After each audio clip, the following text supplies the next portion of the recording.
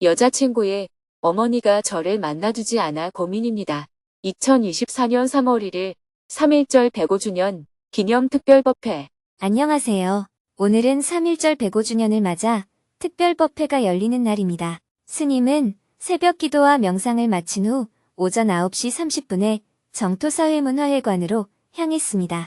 오늘 기념사를 해주기로 한 종교인분들과 반갑게 인사를 나눈 후 2층 카페에서 차담을 나누었습니다. 차담을 마치고 기념식 행사가 열리는 지하 대강당으로 함께 이동했습니다. 400여 명이 자리한 가운데 10시 정각의 행사를 시작했습니다. 먼저 국기에 대한 경애, 애국가 제창, 순국선열에 대한 묵념을 하며 대한독립의 큰 뜻을 선언했던 선열들을 가슴 깊이 새겼습니다. 이어서 1919년 3월 1일 독립운동이 일어나기까지의 숨은 이야기들을 만나보는 1919 종로의 봄 영상을 함께 보았습니다. 다음은 독립선언문을 낭독했습니다. 80세 할머니부터 8살 어린이까지 각 세대를 대표하여 9명이 무대에 나란히 서서 우렁찬 목소리로 한 구절 한 구절을 읽었습니다. 우리는 이에 우리 조선이 독립한 나라임과 조선 사람이 자주적인 민족임을 선언한다. 이로써 세계 만국에 알리어 인류 평등의 큰 도회를 분명히 하는 바이며 이로써 자손만대에 깨우쳐 일러 민족의 독자적 생존의 정당한 권리를 영원히 누려가지게 하는 바이다. 하나. 오늘 우리의 이번 거사는 정의 인도와 생존과 영광을 갈망하는 민족 전체의 요구이니 오직 자유의 정신을 발휘할 것이요. 결코 배타적인 감정으로 정도에서 벗어난 잘못을 저지르지 마라. 하나, 최후의 한 사람까지, 최후의 일가까지 민족의 정당한 의사를 시원하게 발표하라. 하나. 모든 행동은 질서를 존중하며 우리의 주장과 태도를 어디까지나 떳떳하고 정당하게 하라. 단기 4252년 3월 1일 조선민족 대표 손병희, 길선주, 이필주, 백육성, 김한규, 김병조, 김창준, 건동진, 건병덕, 나용환, 나인엽, 양전백, 양아묵, 유여대, 이갑성, 이명용, 이승훈, 이종훈, 이종일, 이매환, 박준승, 박희도, 박동환, 신홍식, 신석구, 오세창, 오하영, 정춘수, 최성목, 최린, 한용훈, 홍병기, 홍기조. 마지막에 8살 어린이가 민족대표 33인의 이름을 모두 부르자 뜨거운 박수갈채가 쏟아졌습니다. 이어서 그날의 함성과 염원을 되새기며 3.1절 노래를 함께 불렀습니다. 무대 뒤에는 정토회 회원 330명이 3.1절 노래를 부르는 모습이 모자이크가 되어 화면을 가득 채웠고 무대 앞에는 민족대표 33인을 상징하는 33인의 합창단이 3.1절 노래를 선창했습니다. 다음은 독립만세운동의 정신을 이어 미래세상 평화의 주역이 되겠다는 의지를 담아 기성세대에서 미래세대로 세대를 이어나가며 만세 삼창을 했습니다. 대한독립 만세, 만세, 대한민국 만세, 만세, 평화통일 만세, 만세. 그날의 함성이 다시 울려 퍼지는 것 같아 가슴이 벅차올랐습니다. 이어서 3.1 운동 105주년을 맞이하여 기념 축사를 청해 들었습니다. 먼저 천도교 전 교령이신 박남수 교령님이 기념 축사를 했습니다. 위대한 3.1 운동의 정신은 세 가지 주요 원칙에 근거합니다. 첫째, 이론화입니다. 즉, 독립운동회의 전념과 이외 다른 어떤 화제에 대한 논의의 배제입니다. 둘째, 대중화입니다. 이것은 모든 이의 참여를 의미합니다. 셋째, 비폭력입니다. 이 세 가지 위대한 정신은 실천으로 옮겨졌습니다. 천도교를 대표하는 의암 손병희, 기독교 장로회를 대표하는 길선주, 기독교 감리교를 대표하는 이필주, 그리고 불교계를 대표하는 용성 스님 등 총 33인이 종교와 교파를 초월하여 한자리에 모였습니다. 이는 바로 3.1 운동의 위대한 정신의 표현입니다. 오늘 우리가 모인 이 자리 역시 각 종교계에서 함께 참석함으로써 그 의미를 되새기고 있습니다. 3.1 운동은 절대 과거의 일로만 여겨질 수 없습니다. 현재 우리가 살아가는 현재와 미래에 대한 이정표이자 진리이기 때문입니다. 오늘 이 자리가 용성조사님의 꽃을 피워나가는 계기가 되기를 진심으로 바랍니다. 다음은 대한성공회 주교이신 박경조 주교님의 기념 축사를 들었습니다. 오늘날 정토회가 정토라는 이름 아래 모여 치열하게 기도하며 살아가는 이유는 무엇인지 생각해 보았습니다. 법륜 스님을 통해 바라본 정토회는 인간의 고통을 해소하고 모든 이가 행복하고 자유롭게 살아가는 세상, 즉 정토를 만들기 위해 노력하는 모임이었습니다. 동학농민운동에서 추구한 대동세상과 기독교에서 꿈꾸는 하나님의 나라도 모든 인간이 차별 없이 자유롭고 행복하게 살아가는 세상을 실현하고자 하는 공통된 목적을 지니고 있습니다. 3.1 운동은 종교적 이상이 각기 다른 사람들이 시대적 정신 아래 하나가 되어 일제의 억압과 폭력에 맞선 인류 정신의 위대한 구현이었습니다. 3.1 운동의 정신을 기념하는 것은 각자가 믿는 종교의 근원으로 돌아가 이 사회를 정토의 세상, 대동의 세상, 하나님의 뜻이 실현되는 세상으로 만들어 보자는 의미가 있습니다. 비록 서로 다른 존재이지만 우리 모두는 인류라는 한 가족이며 같은 고통을 안고 살아가는 존재들입니다. 각자의 고통에서 벗어나 자유롭고 평화롭고 행복한 세상을 만들기 위해 함께 노력합시다. 이것만이 우리 종교인들이 3.1 운동을 진정으로 기념하는 방법이 될 것입니다. 다음은 어린이 합창단의 공연을 보았습니다. 정토회 청년 회원들의 자녀들로 정토회의 미래가 될 어린이들입니다. 참 평화의 꽃, 그리고 내가 바라는 세상 두 곡을 이어서 들었습니다. 무대 뒤에는 합창단 어린이들이 평화를 바라는 마음으로 직접 그린 그림들이 펼쳐졌습니다. 정성을 담아 노래를 부르는 어린이들의 모습에서 미래 세대의 희망과 평화에 대한 소망을 느낄 수 있었습니다. 아이들이 바라는 평화로운 세상이 되기를 함께 소망해 보았습니다. 다음은 원불교 교무이신 김대선 교무님이 기념 축사를 해주었습니다. 원불교를 창조하신 소태산 박종빈 대종사는 1919년 3.1 운동의 만세소리가 전국 방방곡곡에 울려 퍼질 때 개벽을 알리는 상도소리이니 어서 기도하자라고 말씀하셨습니다. 최근 코로나 바이러스의 여파로 세계의 정치, 경제, 사회가 급변하면서 남을 배려하고 존중하는 정신문화가 퇴색되고 각자 도생의 치열한 경쟁이 자리 잡게 되었습니다. 이로 인해 국가의 미래 또한 불안해졌습니다. 역사를 잃은 민족에게는 미래가 없다고 하였습니다. 그러나 다행히도 정토회의 법륜 스님을 중심으로 한 아름다운 동행이 3.1 운동의 핵심 가치인 참여와 화합을 선도해오고 있습니다. 지속 가능한 공동체 문화를 일깨우기 위해 오늘도 세계 곳곳에서 활동해 주셔서 고맙습니다. 우리 사회에 3.1 운동 정신의 유업이 증진되어 대한민국이 정신의 지도국으로 우뚝 서기를 간절히 기도합니다. 마지막으로 천주교 서울대교구 김홍진 신부님의 기념 축사를 청해 들었습니다. 매년 3월 1일이 되면 초라해지고 작아지는 제 자신을 바라보게 됩니다. 그 이유는 제가 몸담고 있는 한국천주교회가 역사의 도도한 흐름에 함께하지 못했으며 오히려 그것을 회피하고 움츠렸기 때문입니다.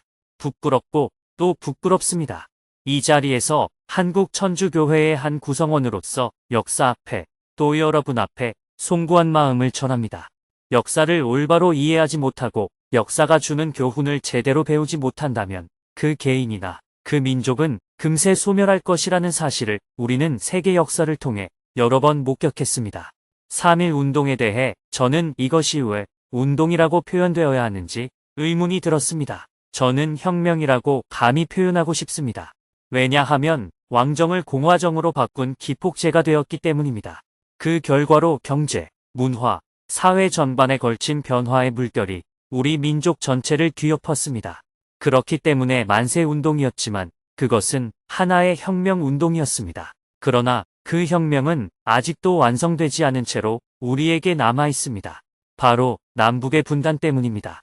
우리가 변화된 모습으로 살아갈 때 그 미완의 혁명은 우리에게 완성된 혁명으로 남게 될 것입니다. 그날을 기억하며 그날을 위해 함께 노력하고 기도합시다. 다음은 용성조사님이 직접 작사하신 온결회의 노래를 힘차게 불렀습니다. 결회의 힘찬 기운이 강연장을 가득 채웠습니다. 이어서 참석한 대중 모두가 스님에게 삼배의 예로 3.1절 기념법문을 청했습니다. 스님은 3.1 운동의 정신을 계승하여 대한민국의 미래 희망을 만드는 일을 함께 해나가자고 강조했습니다. 오늘은 나라의 독립을 위해 힘썼던 선열들을 기리는 3.1 운동 105주년 기념일입니다. 앞서 천도교 교령, 성공회 주교님, 원불교 교무님, 천주교 신부님께서 3.1 운동의 정신과 현재 우리가 계승해야 할 점에 대해 강조하셨습니다. 오늘 전국 여러 곳에서 3.1절 기념식이 열렸지만 경토사회 문화회관에 거름하셔서 기념사를 해주신 종교인 분들께 깊은 감사의 말씀을 드립니다. 앞서 세대별로 9분이 독립선언서를 낭독해 주셨습니다. 가만히 듣다 보니 이 글이 과연 100여 년 전에 작성된 것인지 도저히 믿기 어려울 정도였습니다. 그 내용은 마치 이 글을 간직했다가 100년 뒤에 개봉하여 읽어보라 하는 예언처럼 현재 우리가 나아가야 할 길을 제시해 주고 있습니다. 그래서 당시 사람들이 3.1 운동의 취지를 충분히 이해할 수 없었고 일부에서는 비판도 할 수밖에 없지 않았을까 하는 생각도 들었습니다. 독립선언서는 빼앗긴 나라를 되찾자는 내용뿐만 아니라 대한민국이 미래에 나아가야 할 방향도 함께 제시하고 있습니다. 그래서 3.1 운동은 독립선언과 만세운동에 그치지 않고 대한민국 임시정부 수립의 계기가 되었습니다. 국민이 나라의 주인인 시대를 연 사람들. 대한민국 임시정부는 우리가 나아가고자 하는 세상을 만들어갈 주체였습니다. 임시정부는 과거 왕이 국가의 주인이던 제국이 아니라 백성이 국가의 주인이 되는 국민주권의 방향성을 가지고 있었습니다. 구청 개벽의 핵심은 바로 국민이 나라의 주인이 되는 시대를 의미합니다. 선천시대, 즉 왕이 나라의 주인이던 시대에서 국민이 나라의 주인인 시대를 열자하고 말하는 것은 국가에 대한 반역이었습니다.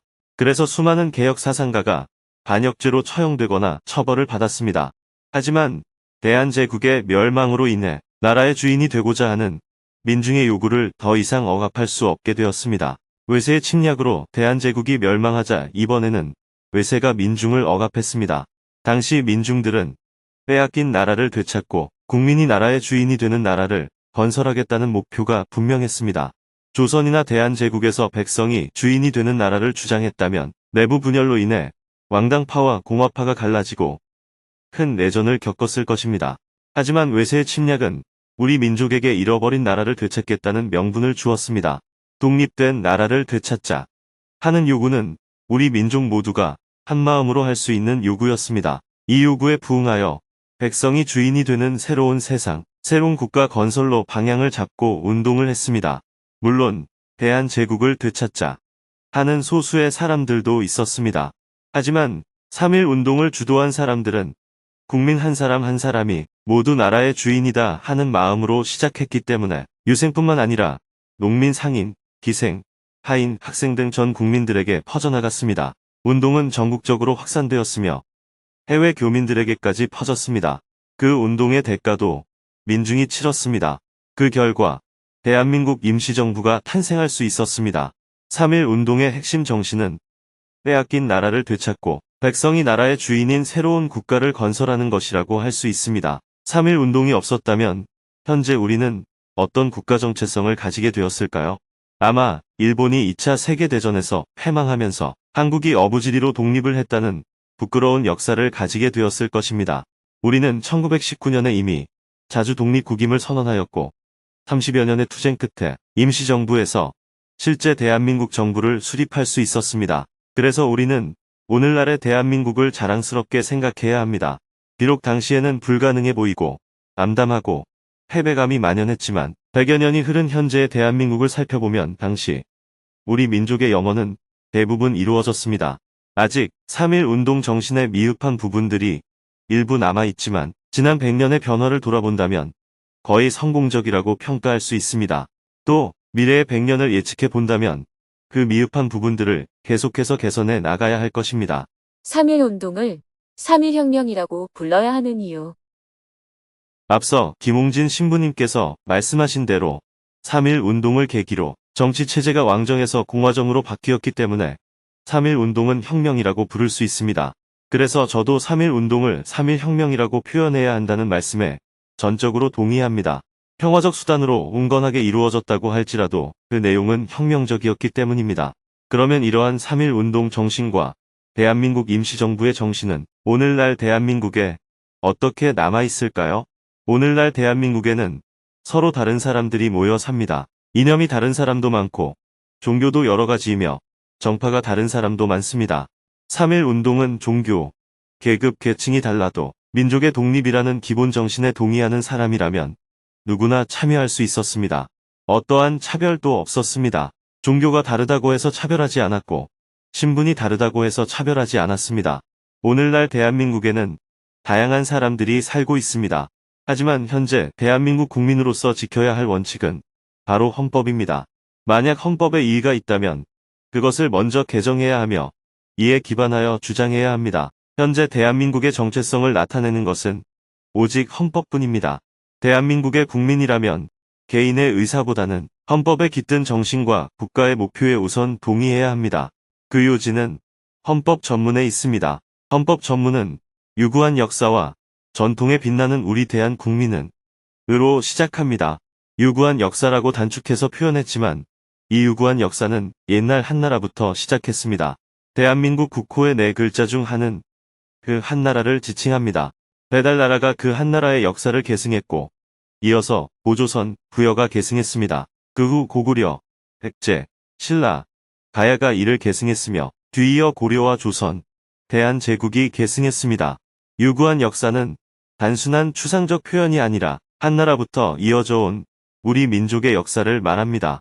안타깝게도 우리 민족이 이룩한 배달 문명은 현재 중국이 지배하는 만주 땅에 있기 때문에 그 유물과 유적을 증거로 제시하지 못하고 있습니다. 그러나 우리는 이미 6,000년 전 매우 발달되고 빛나는 문명을 건설한 바가 있습니다. 세계 4대 문명이 아니라 5대 문명이라고 불러야 할 만큼의 가치가 있는 유적과 유물의 증거들이 만주 땅에서 발굴되고 있습니다. 배달 문명 시기에 이미 오늘날 한글의 원형인 가림토 문자가 발명되었고 3대 가륵 단군 시대의 업적으로 배달유기라는 역사적 기록도 만들어졌습니다. 배달유기는 조선과 고구려 시대를 지나오며 유실과 복원을 반복하다가 일부 민간의 편린으로만 전래되었습니다. 그것을 독립운동 시기에 와서 하나로 묶어서 발행했기 때문에 진본으로는 인정을 받지는 못한 역사서입니다. 하지만 어렵게 전해 내려온 이야기라고 하더라도 우리에게는 역사가 있습니다. 우리의 유구한 역사와 문화적 전통은 누군가의 인정과 상관없이 존재합니다.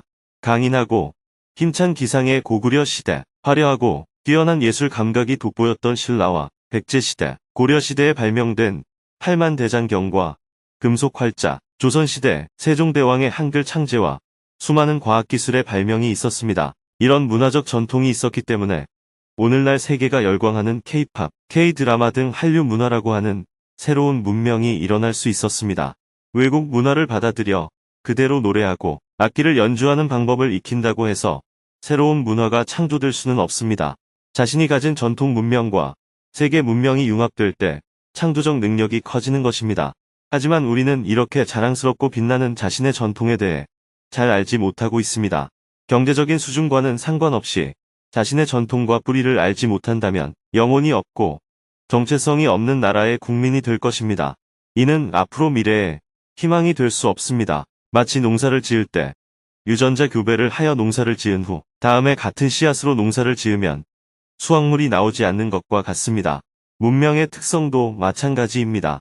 일정한 수준을 유지하다가 더 이상의 자극이 없으면 창조적 능력을 잃고 단절되어 버립니다. 우리의 유구한 역사와 전통에 대한 자부심을 토대로 외래 문명과 결합하며 끊임없이 창조성을 발휘해야 합니다. 그렇다면 우리는 우리의 문화 발전뿐만 아니라 세계 속에서 앞서가는 문명을 이룰 수 있습니다. 미래의 희망을 위해 무엇을 해야 하는가? 오늘 105주년 3.1절 기념식을 맞아 과거를 기억하는 일뿐만 아니라 미래의 희망을 지속적으로 이어가기 위해 무엇을 해야 하는가에 대한 고민을 해야 합니다. 그 답은 이미 헌법 전문에 있습니다. 유구한 역사와 전통에 빛나는 우리 대한국민은 3.1 운동으로 건립된 대한민국 임시정부의 법통과 불의에 항거한 4.19 민주이념을 계승하고 조국의 민주개혁과 평화적 통일의 사명에 입각하여 정의 인도와 동포애로서 민족의 단결을 공고히 하고 대한민국의 건국 기념일을 변경하자는 주장은 헌법에 위배된 반역자들과 대한민국을 부정하는 사람들의 주장입니다. 불의에 항거한 4.19 민주이념을 계승한다라는 구절은 국민이 주인인 나라를 더욱 발전시켜야 한다는 뜻입니다. 분단된 나라를 하나로 통일하는 것은 전쟁이나 힘에 의해서가 아니라 평화적으로 이루어야 합니다. 만약 평화적 통일을 포기한다면 그것 역시 헌법 정신을 위배하는 대한민국에 반역하는 사람들이라고 볼 수밖에 없습니다. 정치적 성향이 어떻든 어떤 종교를 가지고 있든 상관없이 대한민국에 사는 한은 현재의 대한민국 헌법 정신에 충실해야 합니다. 우리 민족과 국가의 정체성을 가장 분명히 한 분은 바로 용성조사님입니다. 그분은 나라의 독립을 위해서 평생을 바치셨습니다. 상해 임시정부를 위해서 자금을 준비하셨고 3.1 독립운동의 막후 기둥 역할을 하셨습니다. 3.1 운동은 세계의 종교가 참여했습니다. 그러나 실질적인 역할은 천도교가 담당했습니다. 당시 천도교는 약 200만 명의 신도가 있었습니다. 불교와 기독교의 신도 수와 비교할 때 천도교가 월등히 많았기에 천도교가 독립운동의 중심이 되었습니다. 하지만 천도교만 중심이 되어 독립운동을 한다면 그것은 천도교 독립운동이 될 것입니다. 전 국민의 독립운동이 되려면 누가 주도하든 동일한 역할을 해야 합니다. 그런 제안을 한 분이 용성조사님입니다. 뿐만 아니라 그것을 수용한 천도교의 지도자 손병혜 선생님도 정말 위대한 분입니다. 이렇게 역할의 크기를 논하지 않고 불교, 기독교, 천도교가 힘을 합해 3.1 독립운동이 일어났습니다. 이때 천주교는 참여하지 않았습니다. 하지만 천주교를 비난할 수는 없습니다. 당시 천주교 주교는 조선 사람이 아닌 프랑스인이었으며 그들의 목적은 선교였지 독립이 아니었습니다. 천주교 지도자들은 정치적 활동을 엄격히 금지했습니다. 이들은 선교를 위한 종교의 자유만을 추구했고 민족의 독립 요구와 같은 정치적 활동은 외면할 수밖에 없었습니다. 그러나 천주교 신자들 중에서도 3.1 독립운동에 참여한 사람이 많았습니다. 현재 상황이 어려움에 처해 있더라도 시대정신에 걸맞은 역사적 사명을 수행할 때 우리는 자긍심을 가질 수 있습니다. 비록 현실적인 어려움으로 인해 실패로 여겨질 수도 있습니다. 그러나 미래의 후손들은 역사를 되돌아보며 우리 선조들이 어려운 상황 속에서도 나라를 위해 헌신했다는 사실에 대해 큰 자부심을 느낄 것입니다. 그렇기 때문에 어떤 일을 할 때는 현실의 가능성만을 따져서는 안 됩니다. 이 길이 바른 길인지를 먼저 고려해야 합니다.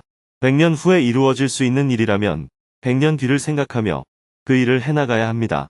이러한 관점을 가지고 헌법에 입각하여 민의주의인 나라를 더욱 발전시켜 나가야 합니다. 어떠한 이유로든 전쟁을 용납해서는 안 되며 우리에게 주어진 역사적 사명인 통일의 희망을 놓쳐서는 안 됩니다.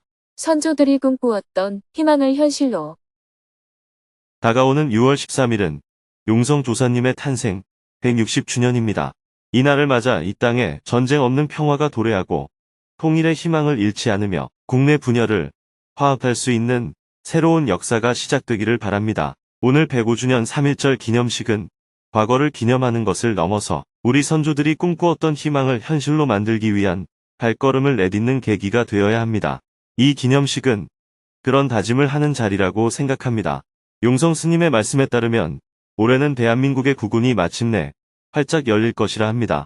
현 상황에서 보면 남북의 지속적인 분단과 국내 정치의 극심한 분열로 인해 이러한 말씀이 뜬구름 잡는 소리로 들릴 수도 있습니다. 그러나 오늘날의 혼란마저도 미래를 위한 양분이 될 수 있다는 긍정적인 시각을 가져야 합니다. 100년 전에 누가 오늘날과 같은 대한민국의 모습을 상상이나 했겠습니까? 우리는 우리 선조들이 꿈꾸던 것들을 어느 정도 이루어왔습니다. 앞으로도 현실에 안주하지 말고 한 마음 더 내서 앞으로 나아가는 태도를 가지면 좋겠습니다. 스님의 법문을 가슴에 새기며 사홍서원으로 3.1절 기념 특별법회를 모두 마쳤습니다. 스님은 종교인분들을 모시고 지하 식당으로 이동하여 함께 점심 식사를 했습니다. 식사를 하며 점점 고조되는 남북 갈등과 남한 내 국론 분열을 언급하며 깊은 우려를 나누었습니다. 기념 축사를 해준 종교인분들에게 감사의 마음을 전한 후 스님은 오후 1시에 서울을 출발하여 두북 수련원으로 향했습니다. 연휴가 시작되는 날이라 도로가 많이 막혔습니다. 오후 1시에 출발한 차는 5시간 30분이 걸려서 저녁 6시 30분에 두북 수련원에 도착했습니다. 저녁 방송 시간에 늦을까봐 걱정을 했는데 다행히 방송 시간 전에 무사히 도착했습니다. 해가 저물고 저녁 7시 30분부터는 두북 수련원 방송실에서 금요 증문즉설 생방송을 했습니다. 4,700여 명이 생방송에 접속한 가운데 4명이 사전에 질문을 신청하여 스님과 대화를 나누었습니다. 그중 한 명은 결혼을 앞둔 여자 친구의 어머니가 자신을 만나주지 않아 고민이라며 스님의 조언을 구했습니다. 여자친구의 어머니가 저를 만나주지 않아 고민입니다. 저는 6살 연상의 여자친구와 사귀고 있습니다. 이제 결혼 이야기를 하고 있는데요. 1년 가까이 사귀는 동안 여자친구의 어머니가 저를 한 번도 만나주지 않으셔서 고민입니다. 이유를 직접 말씀해 주시지는 않으셨어요. 저희가 생각해 본 이유로는 어머니가 보시기에 제가 너무 어리고 믿음직스럽지 못하기 때문인 것 같아요. 또 어머니께서 이혼을 한 후 딸에게 의지하며 살아오셨는데 딸이 결혼을 하면 외로워지실까봐 결혼을 원하지 않으시는 것 같습니다. 이대로 시간이 흘러가면 의미 없이 결혼만 미뤄질 것 같아요. 만약 결혼을 하더라도 어머니께서 쉽게 서운해하시는 성격이고 여자친구와 애착 관계도 강해서 저 역시 많이 챙겨드려야 할 것 같습니다. 이로 인해 결혼 생활이 힘들지 않을까 걱정됩니다. 정반대의 일이 생겼네요. 그동안에는 어머니들이 남편이 일찍 돌아가시고 아들에게 의지하고 살다가 아들이 결혼을 하게 되면 외로워지는 경우가 많았습니다. 그래서 홀어머니 모시고 있는 아들 집에 시집가지 말라는 이야기를 많이 했습니다. 이제는 아들, 딸 구분 없이 한 명만 낳아서 키우는 시대가 되다 보니까 엄마와 딸이 자매처럼 긴밀하게 지내서 부부 생활에 장애가 되는 경우가 생기는 것 같아요. 이것은 어머니가 나빠서 그런 것도 아니고 몰라서 그런 것도 아니고 하나의 습관입니다. 오래 유지되어 온 밀착 관계에서 오는 문제라고 볼 수 있습니다. 그런 어려움을 어느 정도 예상하고 결혼을 해야 되지 않을까요? 첫째, 연애는 몰라도 결혼은 어렵겠다고 판단이 되면 솔직하게 여자친구에게 말하는 방법이 있습니다. 너를 좋아하지만 어머니와 너의 관계를 봐서 결혼 생활은 조금 어렵겠다. 우리가 결혼하는 이유는 행복하기 위해서인데 우리의 결혼이 오히려 어머니를 괴롭히는 일도 되고 하니 이 정도에서 멈추자. 서로 좋은 친구가 되는 것은 좋은데 결혼은 어렵겠다. 이렇게 말하고 관계를 정리하고 본인은 다른 여성분과 사귀어서 결혼하는 겁니다. 둘째, 요즘은 결혼이 그렇게 중요하지 않잖아요. 결혼을 고려하지 않더라도 실제로 사귀고 있으면 결혼 아닙니까? 혼인 신고만 하지 않았을 뿐이죠. 정말 좋아한다면 함께 살아가는 친구로서 관계를 계속 유지할 수도 있지 않은가 생각합니다. 그래서 조금 더 지켜보고 결정하면 되지 않을까 싶습니다. 이것은 여자친구의 어머니 문제도 아니고 여자친구의 문제도 아니고 이런 조건에서 나는 어떤 선택을 할 것이냐 하는 내 문제입니다. 어머니가 안 만나준다는 것이 문제라든지 여자친구가 이적미적해서 문제라든지 이렇게 보는 것은 문제 해결에 아무런 도움이 안 됩니다. 여자친구와 어머니의 관계, 나와 여자친구의 나이 차이 문제, 앞으로 예상되는 상황 등 여러 가지 조건을 그대로 인정하고도 나는 어떤 삶을 살 것인지 선택해야 합니다. 셋째, 예상되는 어려움을 내가 감수하겠다는 확신이 서면 결혼을 하는 방법이 있습니다. 쉽게 말해서 두 여자를 다 데리고 살겠다고 마음을 내어야 합니다. 여자친구의 어머니라고 생각하지 말고 여자친구와 함께 결합되어 있는 사람이라고 생각하면 됩니다. 둘 사이를 떼어내서 여자친구만 데려가는 건 불가능합니다. 둘을 같이 데려가겠다는 마음으로 적극적으로 임해야 합니다. 결혼은 결국 생활입니다. 이런 복잡한 생활은 처음에는 좋을지 몰라도 나중에는 큰 괴로움이 되겠다고 판단이 되면 멈춰야 합니다. 아무리 음식이 좋아도 배부르면 멈춰야 하고 술을 아무리 좋아해도 취하면 멈춰야 되잖아요. 아무리 여자친구가 좋아도 결과적으로 괴로움을 가져올 가능성이 크다는 생각이 들면 멈추는 것도 필요합니다. 그런 결정은 내가 하는 것입니다. 자꾸 여자친구의 문제나 어머니의 문제라고 생각하는 것은 주인된 삶의 자세가 아닙니다. 예. 많은 깨달음을 얻게 해주셔서 감사합니다. 계속해서 질문들이 이어졌습니다. 대화를 다 마치고 나니 밤 9시가 넘었습니다. 내일은 하루 종일 거사님들 20여 명과 함께 산위밭 과수원에 올라가서 잣나무를 자르고 과수원 주변을 정비하는 울력을 할 예정입니다.